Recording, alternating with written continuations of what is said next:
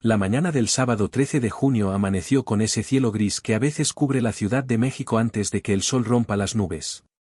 Yo estaba parado frente al espejo de mi pequeño baño, con las manos temblorosas sobre el lavabo, mirando mi reflejo como si buscara en ese rostro cansado de 58 años alguna respuesta que nunca llegó. Llevaba puesta mi única camisa blanca, remendada en los puños, y los zapatos de suela gastada que había lustrado 3 veces esa madrugada sin poder dormir. Era el día de la boda de mi hijo Diego, el día en que finalmente le revelaría la verdad sobre quién era yo realmente, sobre los sacrificios que hice, sobre la fortuna que oculté durante toda su vida para enseñarle humildad. Pero mientras me ajustaba esa corbata vieja que usé en el funeral de mi esposa 20 años atrás, algo en mi pecho me advertía que ese día no terminaría como lo había planeado. Si te quedas hasta el final de esta historia, entenderás por qué a veces el amor más grande puede cometer los errores más dolorosos. Suscríbete al canal para no perderte cómo termina este relato. Mi nombre es Roberto Mendoza Silva, y durante las últimas 3 décadas he vivido una mentira cuidadosamente construida. Para el mundo, para mis vecinos en la colonia Guerrero, para mi propio hijo, yo era simplemente un mecánico humilde que trabajaba en un taller pequeño y sucio en el centro histórico. Cada mañana salía de mi departamento modesto con el overol manchado de grasa, manejaba mi viejo Volkswagen Sedán del año 92, comía tacos en el puesto de Doña Carmela por 15 pesos, y regresaba a casa cuando ya había oscurecido. Esa era la vida que Diego conocía, la única realidad que le permití ver mientras crecía. Lo que mi hijo nunca supo, lo que guardé como el secreto más pesado de mi existencia, era que aquel taller humilde de la calle Venustiano Carranza era apenas una pequeña pieza de un imperio que construí con mis propias manos. La verdad, esa verdad que Diego descubriría de la forma más brutal posible, era que yo era dueño de 12 talleres mecánicos distribuidos estratégicamente por toda la ciudad. Tenía inversiones en bienes raíces que incluían 3 edificios completos en la colonia Roma, acciones en la bolsa mexicana, cuentas bancarias con saldos que superaban los 40 millones de pesos. Pero cada mañana me vestía con ropa vieja, comía comida corriente, vivía en un departamento pequeño, y fingía una vida de escasez que no era real. Y lo hice conscientemente, deliberadamente, como parte de un plan que diseñé el día que enterré a mi esposa Lucía. Lucía murió cuando Diego tenía apenas 5 años. Cáncer de páncreas que la consumió en 8 meses brutales. En su lecho de muerte, con esa lucidez terrible que a veces llega en los últimos días, me tomó la mano con una fuerza que no debería tener alguien tan frágil y me hizo prometer algo. Me dijo, con una voz apenas audible entre el zumbido de las máquinas del hospital, que criara a nuestro hijo para que valorara a las personas por lo que llevan dentro, no por lo que tienen afuera. Que no dejara que el dinero que estábamos empezando a acumular lo convirtiera en uno de esos niños ricos y vacíos que ella tanto despreciaba. Que le enseñara el valor del trabajo, de la dignidad, de mirar a todos los seres humanos con el mismo respeto sin importar su clase social. Le prometí todo eso mientras lloraba sosteniendo su mano. Y cuando murió, decidí cumplir esa promesa de la manera más radical posible. Ocultaría mi creciente fortuna, viviría como un hombre de clase trabajadora, y criaría a Diego en la humildad hasta que él se convirtiera en un hombre de verdadero carácter. Solo entonces, cuando estuviera seguro de que había formado a un ser humano íntegro y compasivo, le revelaría la verdad. Pensé que el día de su boda sería perfecto para esa revelación, un regalo monumental que vendría acompañado de una lección sobre las apariencias engañosas y la importancia de no juzgar a nadie por su aspecto exterior. Durante 23 años mantuve esa farsa con una disciplina casi obsesiva. Trabajaba en el taller principal 6 días a la semana, ensuciándome las manos con aceite y grasa real, atendiendo clientes, comportándome exactamente como un mecánico más. Los otros 11 talleres los manejaba a través de gerentes de confianza, y mis reuniones de negocios las programaba en horarios en que Diego estaba en la escuela o cuando él creía que yo estaba haciendo trabajos extras. Nunca le compré ropa de marca. Nunca lo llevé a restaurantes caros. Cuando cumplió 15 años y quiso una bicicleta de montaña cara, le dije que tendríamos que ahorrar durante 6 meses, y cada semana le daba una pequeña cantidad de dinero que supuestamente provenía de propinas extras, obligándolo a valorar cada peso mientras yo tenía millones en el banco. Lo inscribí en escuelas públicas, donde convivió con niños de todas las clases sociales. Lo obligué a trabajar medio tiempo desde los 16 años en una tienda de abarrotes para que entendiera lo que significa ganarse el dinero con esfuerzo propio.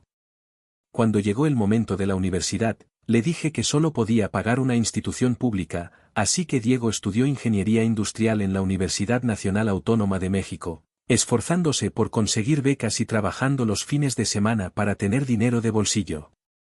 Todo mientras yo podría haberle pagado la universidad más cara de México sin sentir ni un rasguño en mis finanzas. Y durante todos esos años, vi crecer a un joven trabajador, responsable, que trataba bien a la gente de su alrededor. Diego era amable con los señores que recogían la basura en nuestra calle, compartía su torta con los compañeros que no traían almuerzo, nunca presumió nada porque no tenía nada que presumir. Yo me sentía orgulloso, convencido de que mi plan estaba funcionando a la perfección. Lucía estaría orgullosa, pensaba cada vez que veía a nuestro hijo comportarse con humildad y decencia. Hace 6 meses, Diego llegó a casa con una expresión que yo no le conocía. Una mezcla de felicidad nerviosa y algo más que no supe identificar en ese momento. Me dijo que quería presentarme a alguien muy especial, una chica llamada Valentina con quien llevaba saliendo 3 meses en secreto.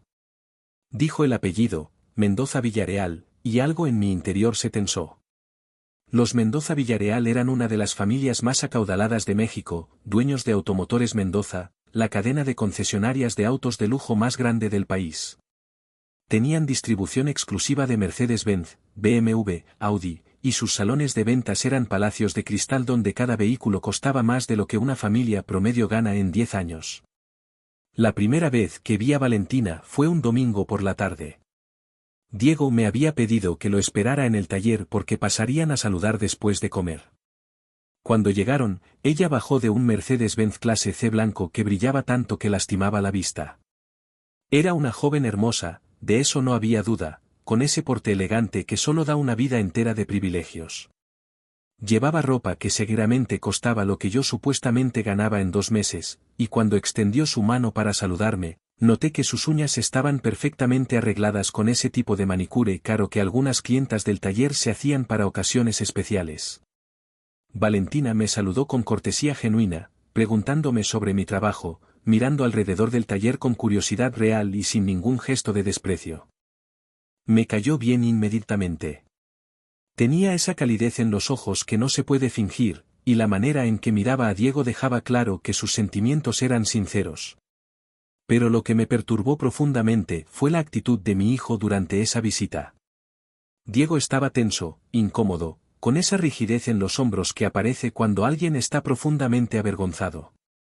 Cada vez que Valentina hacía una pregunta sobre nuestra vida, sobre dónde vivíamos, sobre mi trabajo, Diego interrumpía rápidamente para cambiar el tema. Cuando ella mencionó que le gustaría conocer nuestro departamento algún día, vi como mi hijo palideció y murmuró algo sobre que estábamos remodelando. Esa noche, después de que se fueron, me quedé en el taller mucho tiempo después de cerrar, sentado en mi pequeña oficina llena de facturas y calendarios viejos, sintiendo una opresión en el pecho que no había experimentado en años. Mi hijo se avergonzaba de mí. De nuestro estilo de vida. De su papá el mecánico pobre. Toda la construcción cuidadosa de humildad que yo había creado ahora se volvía en mi contra, pero de una manera que nunca anticipé. Durante los siguientes meses, la relación entre Diego y Valentina se profundizó rápidamente, pero mi relación con mi hijo comenzó a agrietarse de formas sutiles y dolorosas. Él encontraba excusas para no invitarme cuando salían. Cuando Valentina sugería que fuéramos todos a cenar, Diego decía que yo estaba muy cansado del trabajo. Si ella mencionaba que sus padres querían conocerme, mi hijo posponía el encuentro una y otra vez. Yo observaba todo esto con una mezcla de tristeza y determinación. Parte de mí quería terminar el experimento ahí mismo, sentarlo y revelarle todo, explicarle que no tenía por qué avergonzarse. Pero otra parte, quizá la parte más terca y decepcionada, quería ver hasta dónde llegaría esto, hasta qué punto mi hijo había internalizado los valores que intenté enseñarle o si en realidad solo había aprendido a sentirse inferior por no tener dinero visible. El día que Diego anunció su compromiso, hace 3 meses, lo hizo en el taller un martes por la tarde.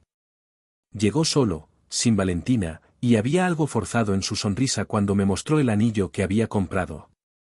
Me contó que se casarían en junio, que sería una boda grande porque la familia de Valentina tenía muchas relaciones sociales importantes. Y luego, con una voz que intentaba sonar casual pero que temblaba ligeramente, me dijo algo que me heló la sangre. Me dijo que los padres de Valentina habían insistido en pagar toda la boda, que era tradición en su familia, y que eso era un alivio porque obviamente nosotros no podríamos costear una ceremonia de ese nivel. Me quedé callado durante un largo momento después de que Diego terminó de hablar, limpiándome las manos con un trapo lleno de grasa que ya no limpiaba nada, simplemente por hacer algo con las manos mientras procesaba lo que acababa de escuchar. Mi hijo me miraba con esa expresión que conocía bien desde que era pequeño, esa mezcla de esperanza y ansiedad esperando mi aprobación. Pero había algo nuevo ahí también, algo que me costó trabajo identificar hasta que lo reconocí con una punzada en el pecho, era alivio. Alivio de que yo no tendría que avergonzarlo intentando pagar una boda que él asumía estaba completamente fuera de mis posibilidades económicas.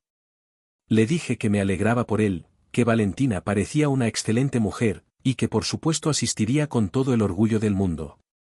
Diego sonrió, me abrazó rápidamente, y luego se fue con esa prisa que había adoptado últimamente cada vez que estaba conmigo, como si prolongar nuestra interacción aumentara el riesgo de que su mundo de apariencias se derrumbara. Me quedé solo en el taller hasta muy tarde esa noche, con un nudo en la garganta que no se disolvía y una pregunta que no dejaba de repetirse en mi mente: ¿en qué momento mi plan de enseñarle humildad se había convertido en enseñarle vergüenza de sus orígenes? 2 semanas después del anuncio del compromiso, recibí una llamada inesperada. Era la secretaria de don Rodrigo Mendoza Villareal, el padre de Valentina, quien me pedía con mucha cortesía si podría reunirme con él y su esposa en mi taller un jueves por la tarde. El tono era formal pero cálido, y algo en esa llamada me puso en alerta. Los padres de Valentina querían hablar conmigo personalmente, y Diego no había mencionado nada sobre este encuentro, lo que significaba que probablemente no sabía qué estaba ocurriendo. El jueves a las 4 de la tarde, un Mercedes-Benz negro último modelo se estacionó frente a mi taller, causando que varios transeúntes voltearan a ver. Bajaron don Rodrigo y doña Patricia, una pareja de alrededor de 60 años que irradiaba esa clase de elegancia discreta que solo da el dinero viejo bien administrado. Don Rodrigo vestía un traje que probablemente costaba lo que yo supuestamente ganaba en 6 meses, pero se movía con naturalidad, sin ostentación. Doña Patricia llevaba ropa igual de cara pero sobria, y ambos me saludaron con un respeto genuino que me tomó por sorpresa. Los invité a pasar a mi pequeña oficina, disculpándome por el desorden y la falta de comodidades. Don Rodrigo rechazó mis disculpas con un gesto de la mano y fue directo al punto.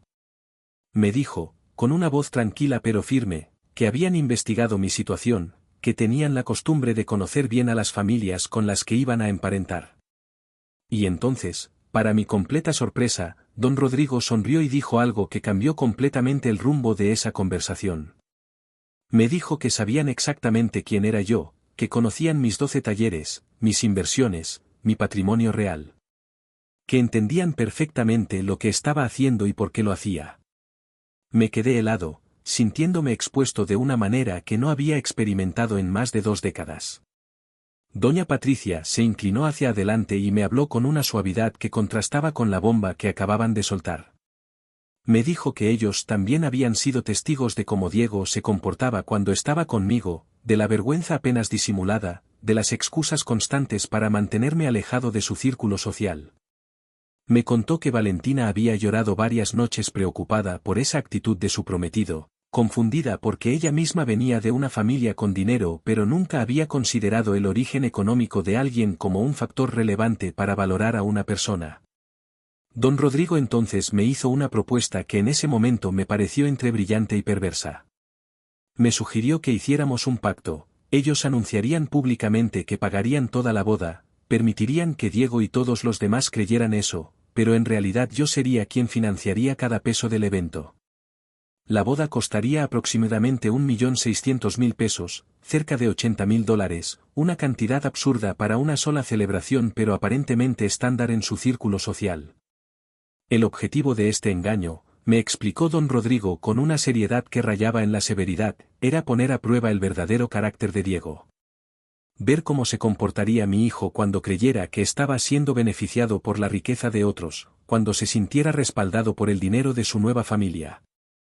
Doña Patricia agregó algo que me llegó profundo.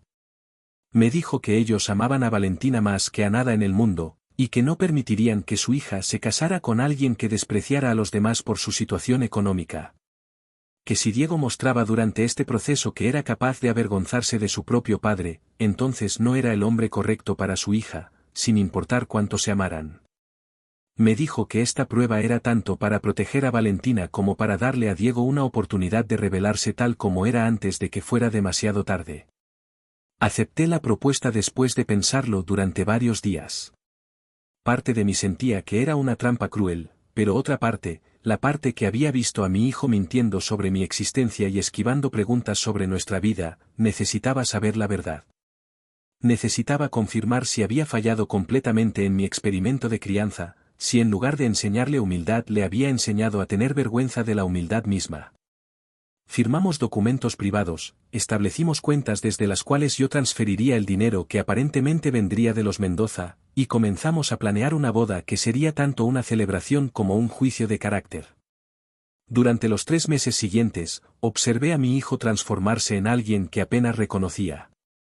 Diego se involucró en los preparativos de la boda con un entusiasmo que nunca le había visto, pero ese entusiasmo estaba teñido de algo oscuro que me revolvía el estómago. Hablaba constantemente sobre los empresarios importantes que asistirían, sobre las conexiones que haría, sobre cómo este evento lo posicionaría en círculos sociales a los que nunca hubiera podido acceder por sí mismo. Mencionaba los costos de cada detalle con una mezcla de asombro y satisfacción, maravillado de que los Mendoza estuvieran gastando tanto dinero en él, sin saber que cada peso salía de mi cuenta bancaria. Lo más doloroso era cómo me trataba durante ese periodo. Las visitas a mi casa se volvieron cada vez más esporádicas y cortas. Cuando venía, era obvio que lo hacía por obligación, mirando su reloj constantemente, inventando compromisos urgentes. Un día le pregunté directamente sobre los planes de la boda, si necesitaba algo de mí, si había alguna forma en que pudiera ayudar aunque fuera modestamente. Diego me miró con una expresión que intentaba ser amable pero que traslucía impaciencia, y me dijo que no me preocupara, que todo estaba cubierto, que lo único que necesitaba de mí era que asistiera presentable. Esa palabra, presentable, se quedó flotando en el aire entre nosotros como una acusación. Le pregunté qué significaba eso exactamente. Diego se puso incómodo, empezó a balbucear, y finalmente me sugirió que comprara un traje nuevo, algo decente, para la ocasión. Me ofreció dinero, 3.000 pesos que obviamente había pedido prestados o ahorrado con esfuerzo, para que pudiera comprarme ropa apropiada para su boda de alto nivel. Tomé ese dinero con las manos temblorosas, no porque lo necesitara, sino porque la transacción completa simbolizaba todo lo que había salido mal en mi plan de crianza. Mi hijo me estaba dando limosna para que no lo avergonzara en el día más importante de su vida. No compré el traje. Tomé una decisión consciente y quizá cruel de presentarme en la boda exactamente como era según la realidad que Diego conocía, un mecánico humilde con ropa gastada y zapatos remendados. Si iba a haber una revelación, una prueba final de carácter, entonces necesitaba crear las condiciones para que esa verdad emergiera sin ambigüedades. Don Rodrigo y doña Patricia estaban al tanto de mi decisión. De hecho, fue doña Patricia quien me llamó 2 días antes de la boda para confirmar que seguía con el plan. Me preguntó si estaba preparado para lo que podría pasar, para la posibilidad de que Diego reaccionara exactamente de la manera que temíamos. Le respondí con una honestidad que me sorprendió a mí mismo. Le dije que llevaba 23 años preparándome para el día en que le revelaría la verdad a Diego, pero que nunca imaginé que esa revelación vendría envuelta en decepción y dolor. Le dije que prefería saber ahora, antes de que firmara un acta de matrimonio, si mi hijo era capaz de despreciar a alguien por su apariencia económica. Que si iba a fallarle a Lucía y a la promesa que le hice, al menos quería saberlo con certeza absoluta. La noche antes de la boda apenas dormí. Me quedé sentado en mi pequeña sala, mirando las fotografías de Diego a través de los años. Diego bebé en brazos de Lucía. Diego niño aprendiendo a andar en bicicleta mientras yo corría detrás de él. Diego adolescente el día de su graduación de secundaria, con ese orgullo tímido en los ojos. Diego joven el día que consiguió su primer trabajo real, abrazándome y agradeciéndome por enseñarle el valor del esfuerzo. En cada una de esas fotografías veía a un buen muchacho, a alguien que había crecido con valores sólidos. Pero también veía mi propio reflejo en el vidrio del portarretratos, y me preguntaba si al tratar de enseñarle humildad no le había enseñado accidentalmente a sentirse menos que los demás. A las 5 de la mañana del sábado, me levanté y me preparé meticulosamente para lo que vendría. Me duché con agua fría para despertarme completamente. Me afeité con cuidado frente al espejo empañado.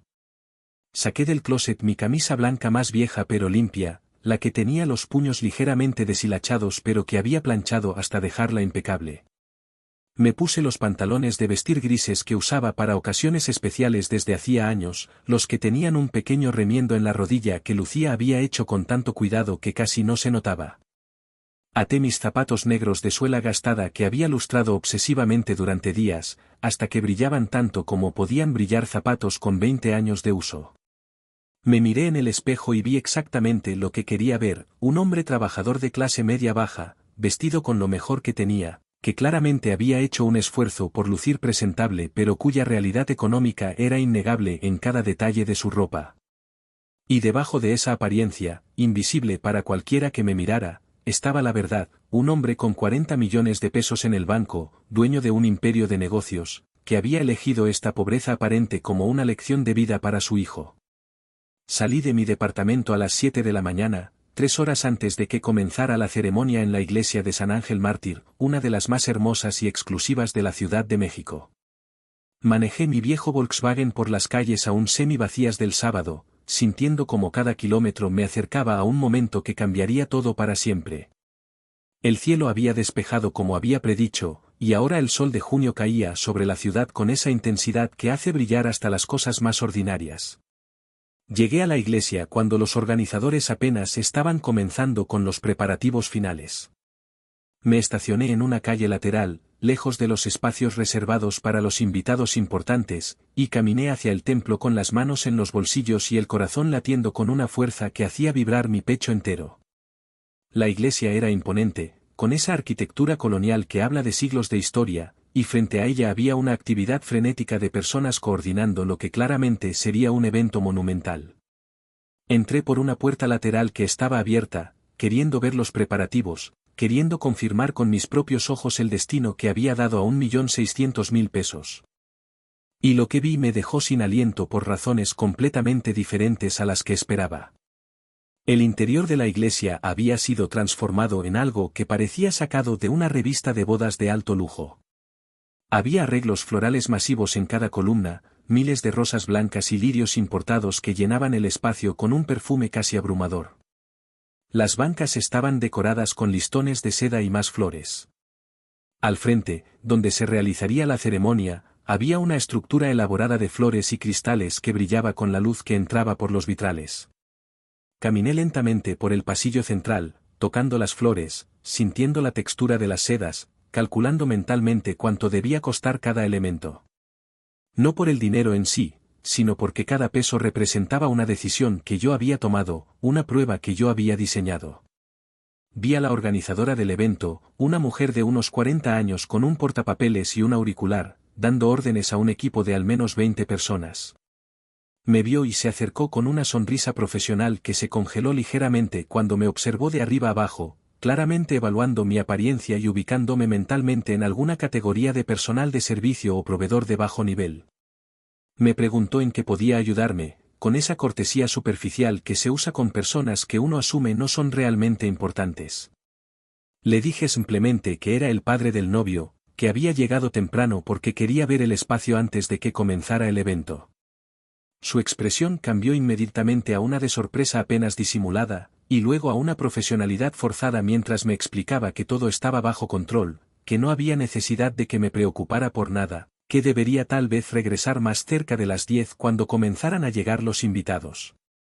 Salí de la iglesia y me senté en una banca del jardín lateral, observando la actividad, viendo llegar los proveedores de comida, los músicos, el personal del servicio de banquete que montaría la recepción en los jardines de una hacienda cercana. Todo era perfecto, todo era excesivo, y todo salía de mi bolsillo mientras mi hijo celebraba en su mente que otra familia estaba pagando por su ascenso social. A las 9 comenzaron a llegar los primeros invitados. Coches de lujo se estacionaban en fila, de ellos bajaban personas vestidas con una elegancia que intimidaría a cualquiera que no estuviera acostumbrado a ese mundo. Las mujeres llevaban vestidos que costaban fortunas, joyas que brillaban en sus cuellos y muñecas. Los hombres vestían trajes hechos a la medida, relojes que valían más que mi Volkswagen completo. Todos se saludaban con esa familiaridad que tienen las personas que se mueven en los mismos círculos exclusivos, que asisten a los mismos eventos, que comparten el mismo estrato social inalcanzable para la mayoría. Me quedé en mi banca del jardín, observando ese desfile de riqueza, sintiéndome extrañamente distante de todo. Yo podía pagar por todo aquello y mucho más, podía comprar 10 bodas iguales sin que mi patrimonio se viera afectado significativamente. Pero vestido como estaba, sentado donde estaba, yo era invisible para esas personas. Era parte del paisaje, quizá un empleado descansando, quizá un invitado de algún sector marginal de la lista que había cometido el error de llegar demasiado temprano. A las 9:30 vi llegar el Mercedes-Benz de don Rodrigo. Bajaron él y doña Patricia, impecables, seguidos por Valentina que lucía radiante en un vestido de novia que debió costar por sí solo varios cientos de miles de pesos. Incluso desde la distancia podía ver que estaba nerviosa, emocionada, hermosa. Doña Patricia me vio desde lejos y me hizo un gesto casi imperceptible con la cabeza, un reconocimiento silencioso de que el momento crucial se acercaba. Valentina entró a la iglesia rodeada de sus damas de honor y su madre, y el jardín se llenó de murmullos de admiración. 10 minutos después llegó Diego. Bajó de un coche que había rentado para la ocasión, un BMW último modelo, vestido con un smoking que lo hacía ver como alguien completamente diferente al hijo que yo conocía. Estaba acompañado por sus amigos, sus padrinos, todos jóvenes profesionistas que se habían esmerado en lucir lo mejor posible. Diego se veía feliz, seguro de sí mismo, con esa confianza que da sentirse respaldado por circunstancias privilegiadas. Saludó a varios invitados importantes con una familiaridad que me sorprendió, claramente había estado preparándose para este día como una oportunidad de networking tanto como una celebración de amor. Me levanté de la banca y caminé hacia la entrada principal de la iglesia. Era el momento. Ya eran casi las 10, la ceremonia comenzaría en pocos minutos, y yo necesitaba entrar, tomar mi lugar como padre del novio, caminar por ese pasillo que yo mismo había pagado decorar.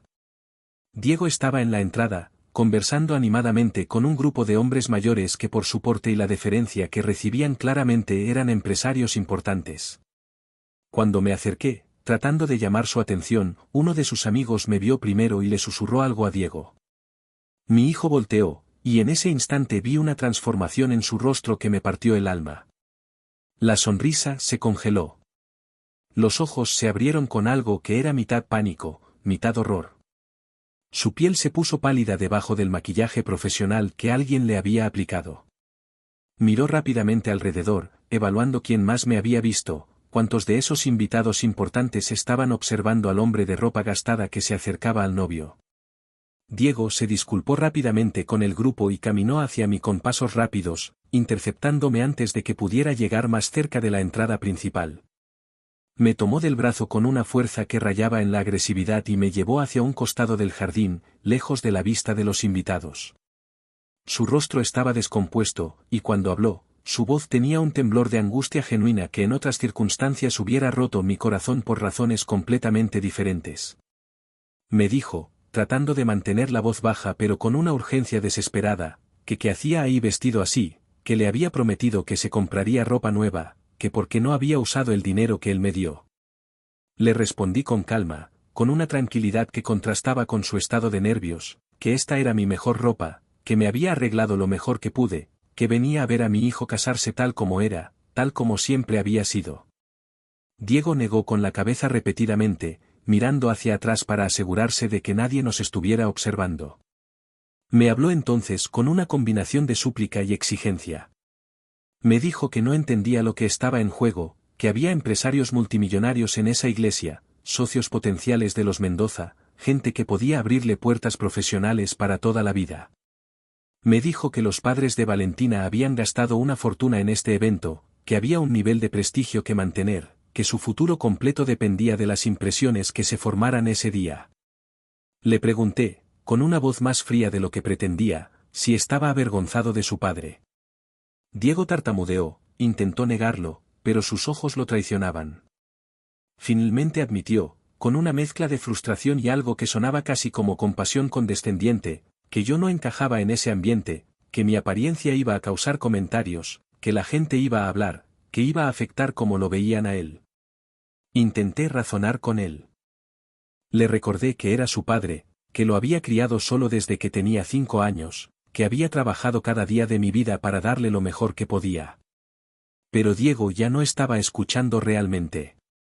Estaba atrapado en su propio pánico, en su terror de ser juzgado, de ser asociado con la pobreza visible que yo representaba en ese contexto de lujo abrumador.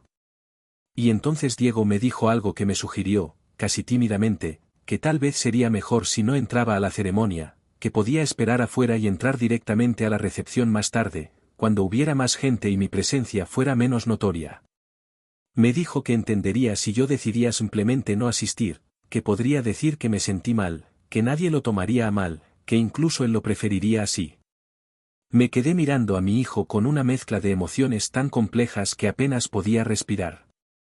Ahí estaba Diego, el niño que mecí cuando lloraba por las pesadillas, el adolescente al que enseñé a cambiar el aceite de un coche, el joven al que consolé cuando reprobó su primer examen universitario, el hombre al que abracé cuando consiguió su primer trabajo profesional.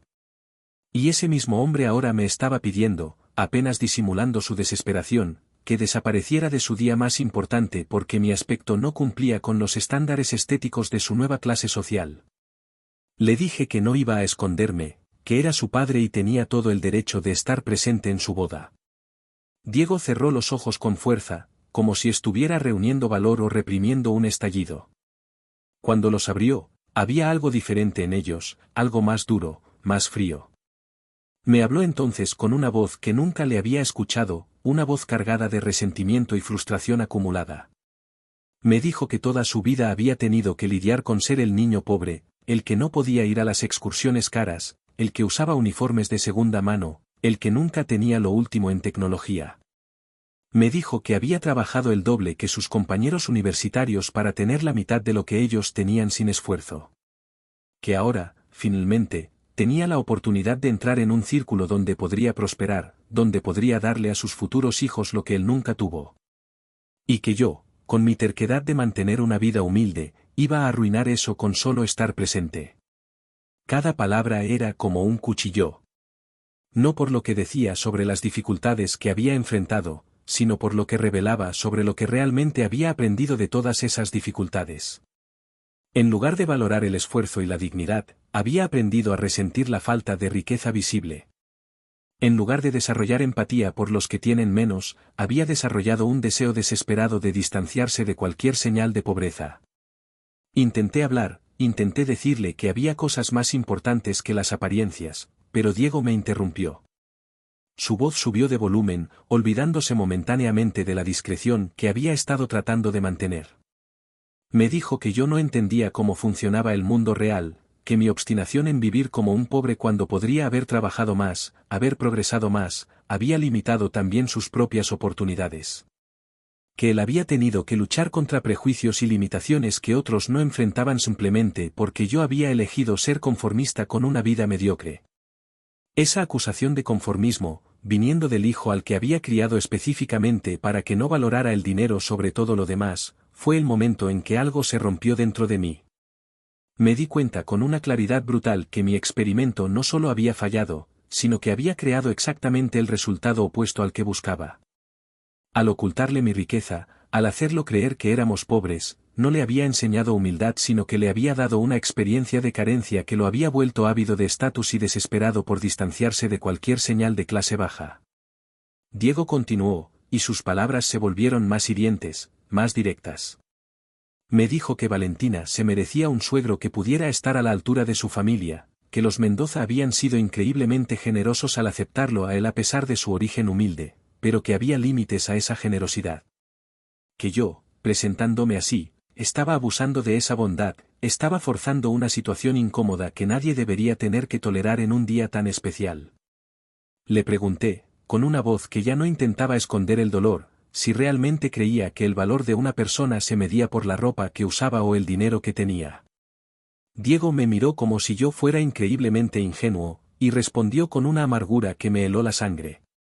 Me dijo que en el mundo real, el mundo fuera de mis idealismos ingenuos, el dinero y las apariencias eran exactamente lo que medía el valor de una persona. Que yo podía seguir viviendo en mi fantasía de mecánico noble y trabajador, pero que él había decidido vivir en la realidad, donde las conexiones y el estatus determinaban el éxito o el fracaso. Miré a mi hijo, realmente lo miré como si fuera la primera vez en años, y vi a un extraño. Vi a alguien que había tomado todas las lecciones equivocadas de la vida que yo le di. Vi a alguien que había convertido la experiencia de la escasez no en empatía sino en ambición despiadada. Vi a alguien que estaba dispuesto a repudiar a su propio padre por la posibilidad de ascender socialmente. Le dije, con una calma que era más aterradora que cualquier grito, que tenía razón en una cosa: yo no entendía el mundo en que él había elegido vivir, y tampoco quería entenderlo. Diego pareció tomar eso como una pequeña victoria, como si finalmente yo hubiera admitido mi irrelevancia en su nueva vida. Se relajó ligeramente, asumiendo que había ganado la discusión, que yo me iría calladamente y le permitiría disfrutar de su boda sin el bochorno de mi presencia. Pero entonces hice algo que él no esperaba. Simplemente me di la vuelta y empecé a caminar hacia la entrada principal de la iglesia. Diego me alcanzó en 3 pasos, agarrándome del brazo con más fuerza que antes. Me exigió saber qué estaba haciendo, a dónde iba. Le respondí que iba a entrar a la iglesia a ver a mi hijo casarse, que era mi derecho como padre y que nadie, ni siquiera él, iba a quitarme eso. Lo que sucedió después pareció desarrollarse en cámara lenta. Diego me bloqueó el paso físicamente, poniéndose frente a mí con los brazos extendidos. Su rostro había perdido todo rastro de la súplica anterior y ahora mostraba solo determinación desesperada. Me habló entonces, y su voz había subido lo suficiente como para que varios invitados que pasaban cerca comenzaran a detenerse, a mirar con curiosidad creciente lo que claramente era una confrontación entre el novio impecablemente vestido y un hombre mayor de apariencia humilde. Diego pronunció entonces las palabras que cambiarían todo para siempre, las palabras que no podría retractar nunca, las palabras que demostraron exactamente qué tipo de hombre había llegado a ser. Me dijo, con una mezcla de desesperación y crueldad nacida del pánico, con la voz lo suficientemente alta como para que al menos 20 personas lo escucharan claramente: papá, no entres. Prefiero casarme sin padre que con uno que parece limosnero. El silencio que siguió a esas palabras fue absoluto. Era como si el mundo entero hubiera dejado de respirar. Los invitados que habían estado observando con curiosidad ahora nos miraban con expresiones que iban desde el shock hasta la repulsión. Una mujer mayor llevó su mano a la boca, horrorizada. Un hombre en traje caro negó con la cabeza con disgusto. Diego se dio cuenta inmediatamente de lo que había hecho, de cómo había sonado eso, de cuánta gente lo había escuchado. Su rostro pasó de la determinación al terror en un instante. Intentó retractarse, balbucear algo sobre no haber querido decirlo así, sobre estar nervioso, sobre malinterpretar sus palabras. Pero ya era demasiado tarde. Las palabras estaban ahí, flotando en el aire entre nosotros como una sentencia irreversible. Yo lo miré con una tristeza tan profunda que sentía que me iba a tragar completo. Este era mi hijo, el niño al que había dedicado mi vida entera, el propósito de todos mis sacrificios y decisiones. Y ese niño acababa de llamarme limosnero frente a un público de extraños porque mi ropa gastada amenazaba con manchar su imagen cuidadosamente construida. Vi a don Rodrigo y doña Patricia acercándose desde la entrada de la iglesia, claramente habían escuchado el altercado. Sus rostros mostraban una mezcla de decepción y resignación, como si hubieran esperado exactamente esto pero albergado la esperanza de estar equivocados. Detrás de ellos venía Valentina, que había salido de su sala de preparación al escuchar el escándalo.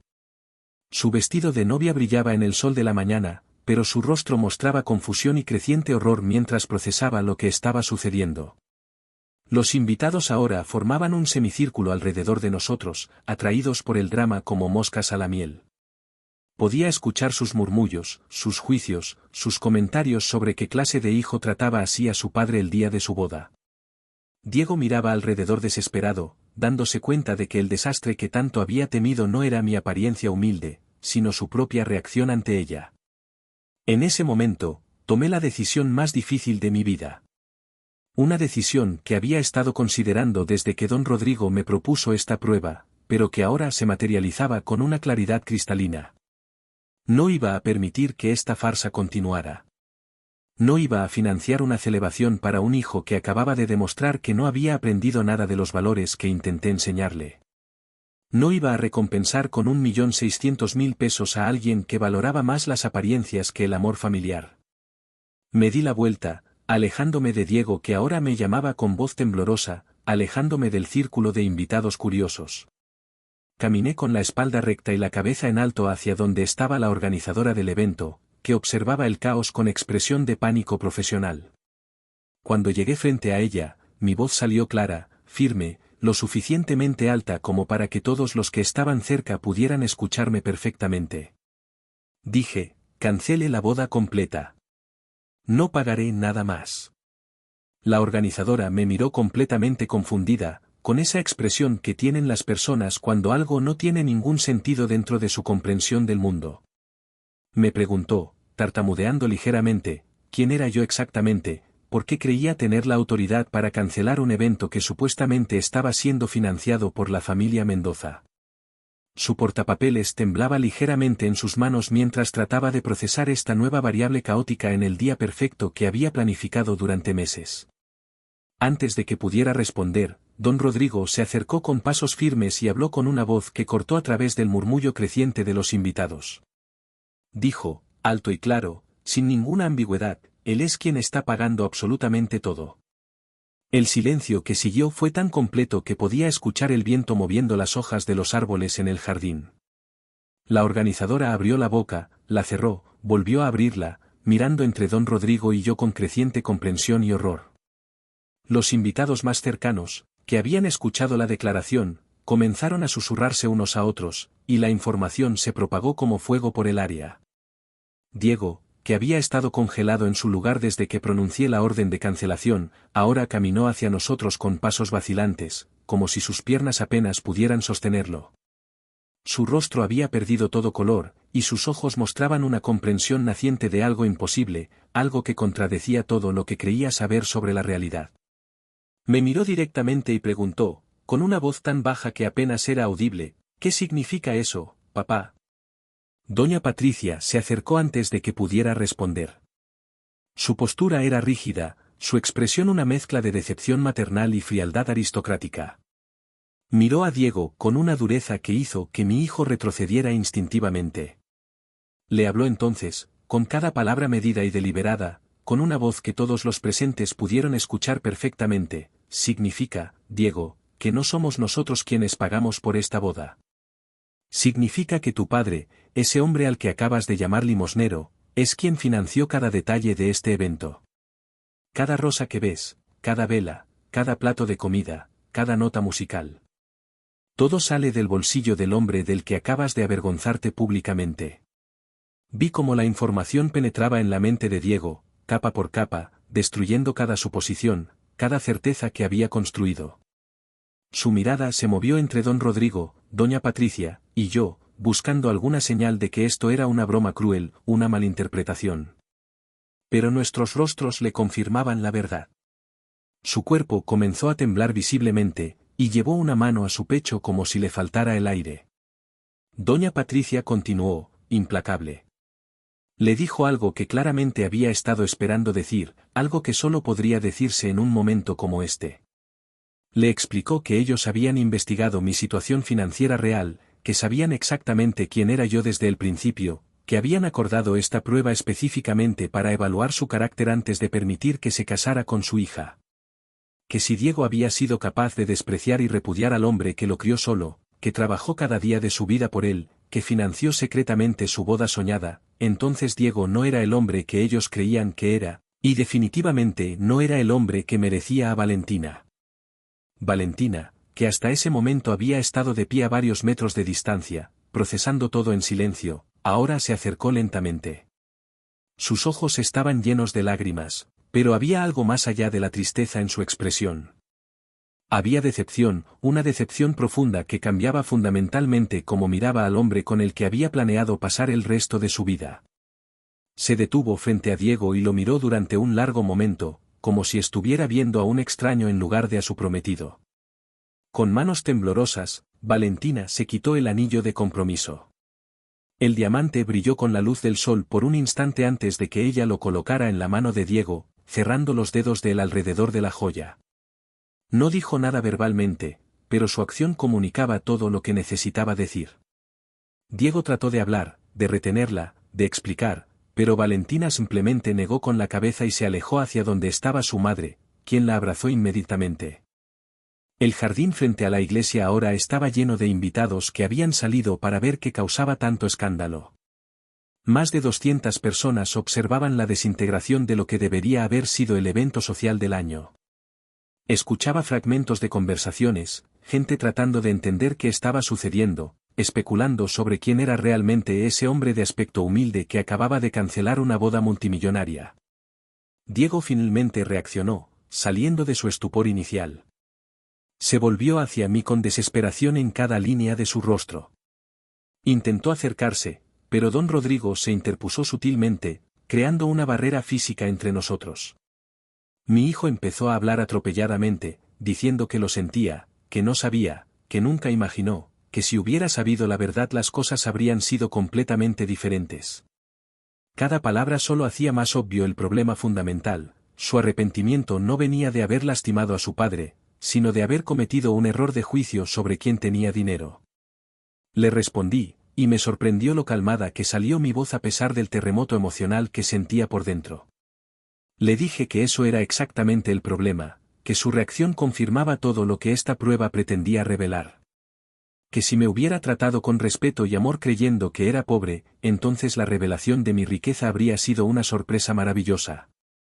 Pero que al tratarme con desprecio cuando me creía pobre, había demostrado que su respeto estaba condicionado a la percepción de riqueza, no al amor filial. La organizadora del evento estaba ahora hablando urgentemente por teléfono, claramente contactando a los proveedores y al personal para comenzar el proceso de desmantelamiento.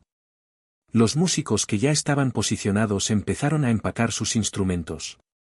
El personal de catering que había comenzado a preparar las áreas de servicio se detuvo confundido. La perfección meticulosamente orquestada comenzaba a desmoronarse tan rápida y completamente como los planes de vida de Diego. Algunos invitados empezaron a retirarse, incómodos con el drama, murmurando entre ellos sobre el escándalo. Otros se quedaron, fascinados por el desarrollo de eventos que claramente les daría material para conversación durante meses. Vi empresarios importantes, gente que Diego tanto había querido impresionar, negando con la cabeza con disgusto mientras observaban a un joven que había humillado públicamente a su padre. Don Rodrigo se acercó a mí y habló en voz baja, solo para que yo pudiera escuchar. Me agradeció por haber tenido el valor de llevar esta prueba hasta sus últimas consecuencias, aunque reconocía el inmenso dolor que debía estar sintiendo. Me dijo que, como padre él mismo, entendía la agonía de descubrir que tu hijo no es quien esperabas que fuera. Me ofreció su apoyo si lo necesitaba, y me aseguró que aunque la boda no se realizaría, mi decisión había sido la correcta tanto para Valentina como para el propio Diego, quien claramente necesitaba un despertar duro sobre sus valores. Doña Patricia también se acercó, dejando a Valentina con sus damas de honor que trataban de consolarla. Me habló con una gentileza que contrastaba con la frialdad que había mostrado a Diego. Me dijo que sentía profundamente que las cosas hubieran terminado así, pero que admiraba mi integridad al no permitir que el amor paternal me cegara ante la realidad del carácter de mi hijo. Me dijo algo que se me quedó grabado, que a veces el amor más grande que un padre puede dar es negarse a rescatar a su hijo de las consecuencias de sus propias acciones. Miré a Diego una última vez antes de irme. Estaba sentado en los escalones de la iglesia, con la cabeza entre las manos, el smoking impecable ahora arrugado, completamente destruido. Valentina lo miraba desde la distancia con una mezcla de lástima y alivio, como si hubiera esquivado una bala que no sabía que venía hacia ella. los invitados comenzaban a dispersarse, algunos ofreciendo torpemente sus condolencias a los Mendoza, otros simplemente escapando de la incomodidad de la situación. Caminé hacia mi Volkswagen, dejando atrás el caos que mi decisión había creado. Cada paso me sentía más pesado, no por arrepentimiento, sino por el peso de lo que acababa de confirmar, había fallado como padre de la manera más fundamental posible. No por ser pobre o rico, sino por no haber sabido enseñarle a mi hijo la diferencia entre tener dignidad y tener dinero. Los días siguientes fueron un torbellino de revelaciones y consecuencias.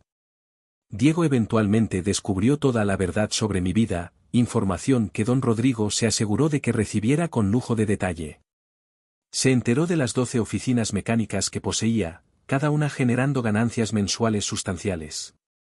Descubrió los 3 edificios en la colonia Roma que rentaba a precios de mercado y que generaban un flujo constante de ingresos pasivos. Le mostraron mis estados de cuenta bancarios con saldos que superaban los 40 millones de pesos. Supo sobre mis inversiones en la bolsa, mis participaciones en diferentes negocios, el portafolio diversificado que había construido meticulosamente durante 3 décadas. Pero más importante que los números, Diego tuvo que enfrentar la verdad sobre por qué lo había hecho. Don Rodrigo, actuando como intermediario porque yo no estaba listo para ver a mi hijo, le explicó mi plan completo. Le contó sobre la promesa que le hice a Lucía en su lecho de muerte, sobre mi deseo de criarlo con humildad y valores sólidos antes de revelarle nuestra verdadera situación económica. Le explicó que cada día de aparente pobreza había sido un sacrificio intencional, que cada vez que Diego tuvo que trabajar para pagarse sus gastos, cada vez que tuvo que ahorrar para algo que quería, todo había sido parte de una lección diseñada para formar su carácter. Diego me buscó repetidamente durante esas primeras semanas. Llegaba a mi verdadero domicilio, una casa cómoda en una zona residencial que él nunca había visto, que yo había mantenido secreta durante años, visitándola solo cuando él estaba ocupado o dormido. Tocaba la puerta durante horas, dejaba cartas, mensajes de voz llorosos en mi teléfono. Sus disculpas eran desesperadas, llenas de autorrecriminación y promesas de cambio. Decía que había sido un idiota, que había estado cegado por sus propias inseguridades, que daría cualquier cosa por regresar el tiempo y cambiar sus acciones. No respondí durante 3 semanas. Necesitaba ese tiempo para procesar mi propio dolor, para enfrentar la realidad de que mi experimento de crianza no solo había fallado, sino que había causado daños que no había anticipado. Diego no había aprendido humildad de nuestra vida supuestamente pobre, había aprendido resentimiento. No había desarrollado empatía por los menos afortunados, había desarrollado un deseo ardiente de escapar de cualquier asociación con la pobreza. Mis mejores intenciones habían creado exactamente el tipo de persona que Lucía y yo no queríamos que fuera. Finalmente, en la tarde de un jueves lluvioso, le permití entrar cuando llegó a tocar mi puerta. Lo encontré demacrado, con ojeras profundas, claramente sin dormir bien en semanas. Había perdido peso, y su ropa, aunque cara, estaba arrugada como si se la hubiera puesto sin pensar. Se veía destruido, y una parte de mí, la parte que siempre sería su padre sin importar qué, quiso abrazarlo y decirle que todo estaría bien. Pero no lo hice. En lugar de eso, lo invité a pasar y nos sentamos en la sala de mi casa real, rodeados del confort que siempre pude permitirme pero que elegí negar. Diego miró alrededor con ojos llorosos, procesando cada detalle de esta vida oculta que su padre había llevado en secreto. Había cuadros en las paredes, no obras maestras pero sí originales de artistas locales. Había muebles cómodos y de buena calidad. Había estanterías llenas de libros, un sistema de sonido decente, todos los pequeños lujos de una vida de clase media alta cómoda. Comenzó a disculparse nuevamente, pero lo detuve con un gesto de la mano. Le dije que necesitaba escucharme primero, que había cosas que necesitaba decir y que él necesitaba oír sin interrupciones. Diego asintió, limpiándose las lágrimas con el dorso de la mano, y se preparó para lo que vendría. Le hablé durante casi 2 horas. Le conté toda la historia desde el principio, desde la muerte de Lucía y la promesa que le hice. Le expliqué cada decisión, cada sacrificio, cada mentira piadosa que construí para crear el entorno en el que creció. Le describí las veces que tuve que contenerme de comprarle cosas que quería, de darle comodidades que podía permitirme, todo porque creía que la verdadera riqueza estaba en formar un carácter sólido antes de introducir la riqueza material. Le dije que mi plan había sido revelarlo todo el día de su boda, hacer de ese día no solo una celebración de su unión con Valentina sino también una lección magistral sobre las apariencias engañosas y la importancia de no juzgar a las personas por su situación económica. Que imaginé ese momento como algo hermoso, donde él finalmente entendería todo y agradecería la lección mientras comenzaba su nueva vida con seguridad financiera y valores sólidos. Pero entonces le dije la parte más difícil, la verdad que lo había mantenido alejado durante 3 semanas. Le dije que el día de su boda, con esas palabras que pronunció frente a 200 personas, me había demostrado que fallé completamente.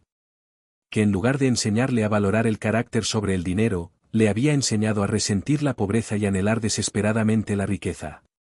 Que su reacción ante mi apariencia humilde no fue un error momentáneo causado por nervios, sino la revelación de algo más profundo, que él había internalizado que el valor humano estaba directamente relacionado con las posesiones materiales y el estatus social.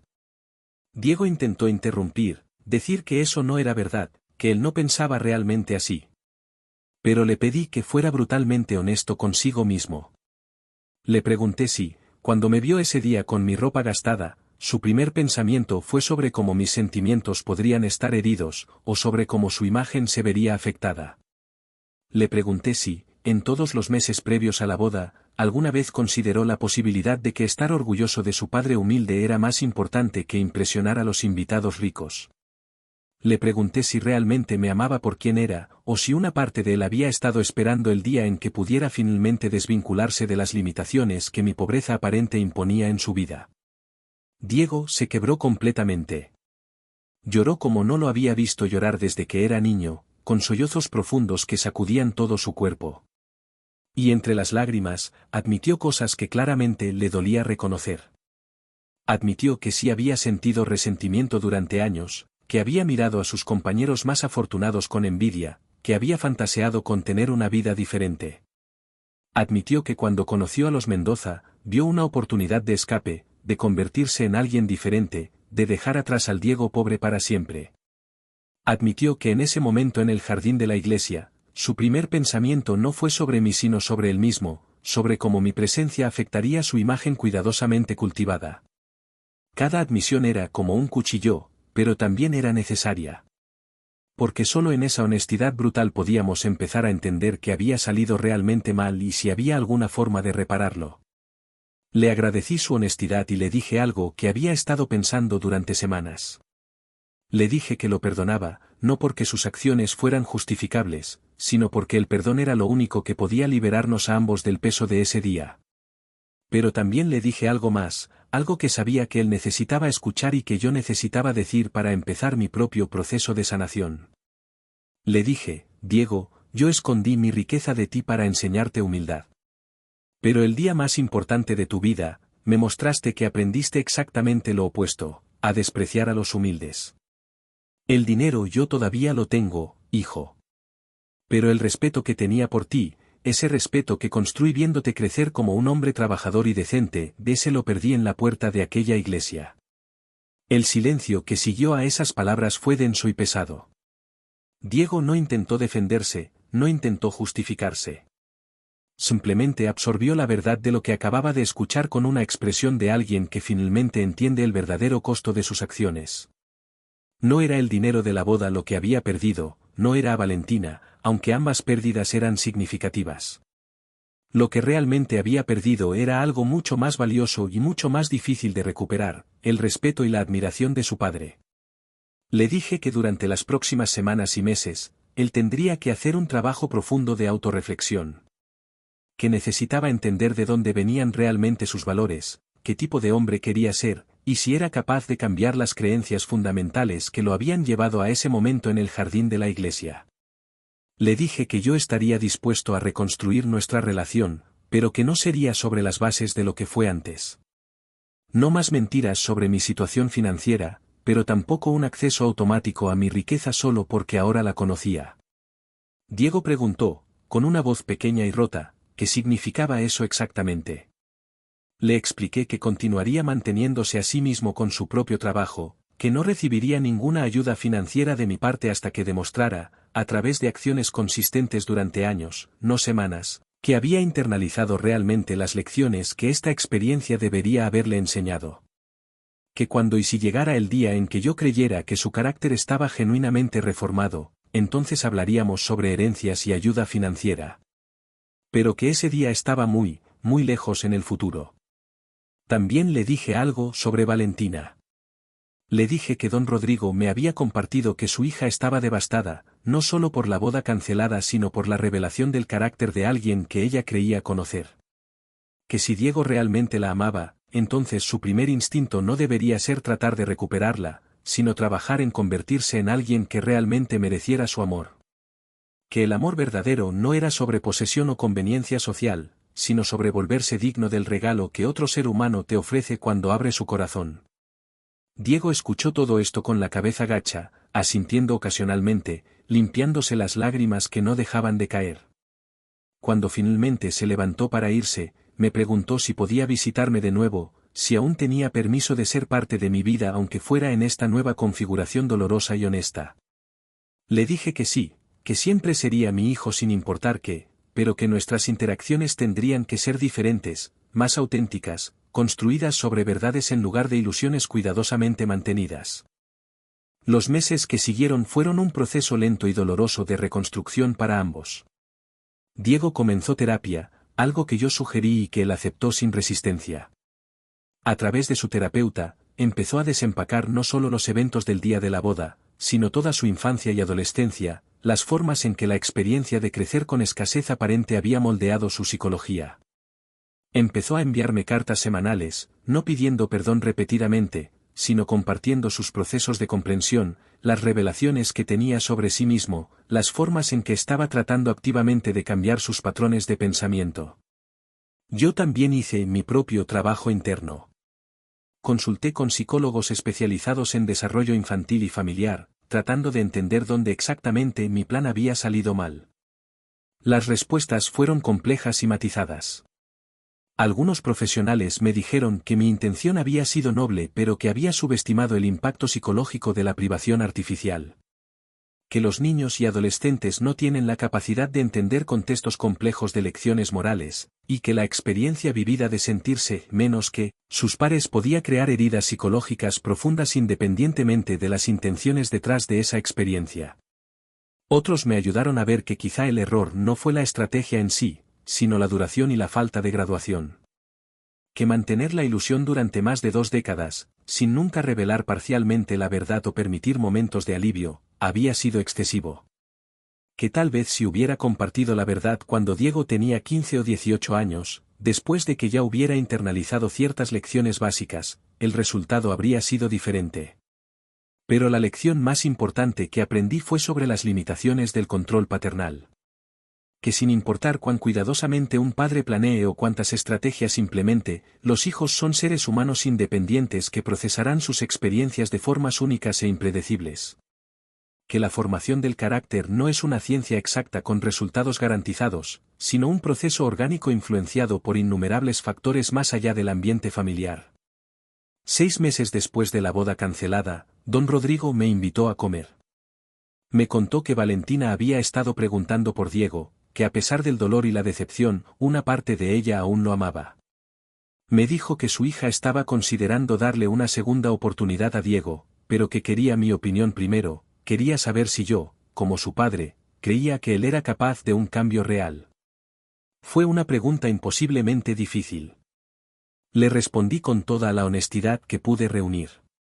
Le dije que Diego estaba trabajando activamente en sí mismo, que las cartas que recibía de él mostraban un nivel de autorreflexión que nunca había visto antes, que parecía genuinamente comprometido con cambiar. Pero también le dije que no podía garantizar nada, que el cambio real de valores fundamentales toma años, no meses, y que sería injusto tanto para Valentina como para Diego pretender que todo estaba resuelto. Le sugerí que si Valentina estaba considerando una reconciliación, debería ser lenta, cautelosa, con límites claros y expectativas realistas. Que Diego necesitaba demostrar su cambio no con palabras o gestos grandiosos, sino con la consistencia silenciosa de acciones correctas repetidas durante un periodo largo de tiempo.